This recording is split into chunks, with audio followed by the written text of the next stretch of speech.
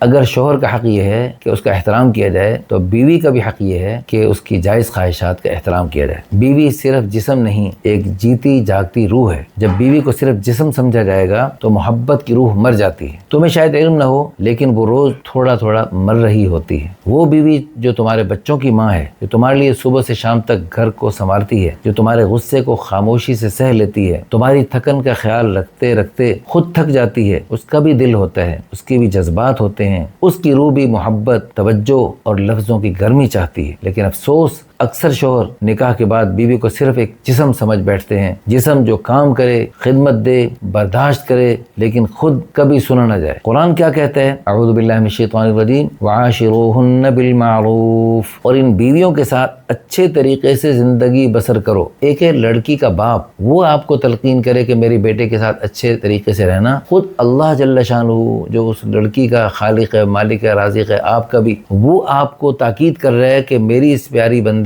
اس نیک بندی کے ساتھ اچھے طریقے سے رہو۔ تو یہ آیت صرف اخراجات پورے کرنے کی بات نہیں کرتی، بلکہ دل سے جینے، احساس دینے، عزت اور محبت دینے کا بھی حکم ہے۔ نفسیاتی طور پر کیا ہوتا ہے؟ جب بیوی کو جذباتی طور پر نظر انداز کیا جائے، وہ خود کو غیر اہم محسوس کرنے لگتی ہے، اس کی خود اعتمادی ٹوٹ جاتی ہے، خاموش ہو جاتی ہے، لیکن اندر سے بکھرنے لگتی ہے، اور اس کا اثر آپ کے بچوں پر پڑتا ہے۔ آپ کے بچوں کی پھر وہ ویسی نیک تربیت اور اچھی تربیت نہیں کر سکتے۔ ایسی عورت کبھی کھل کر جی نہیں سکتی، وہ صرف نبھاتی ہے، اور یہ نباہ ایک خاموش موت جیسا ہوتا ہے۔ شوہر ہونے کا مطلب کیا ہے؟ اصل مردانگی صرف کمائی یا جسمانی طاقت نہیں، بلکہ یہ ہے کہ تم ایک عورت کی روح کو سمجھو، اس کے دل کی سنو، اس کی خاموشی کی آواز کو سنو۔ حضور صلی اللہ علیہ وسلم نے ارشاد فرمایا، خیرکم لأہلہ، تم میں سب سے بہترین ہو جو اپنے گھر والوں کے لیے بہترین ہو، وأنا خیرکم لأہلی، اور میں تم سب سے زیادہ اپنے گھر والوں کے لیے بہترین ہوں۔ تو رسول اللہ صلی اللہ علیہ وسلم نے اس بات پر عمل کر کے دکھایا، اپنی ازواج کے ساتھ، ازواج مطہرات کے ساتھ، ہم سب کی ماں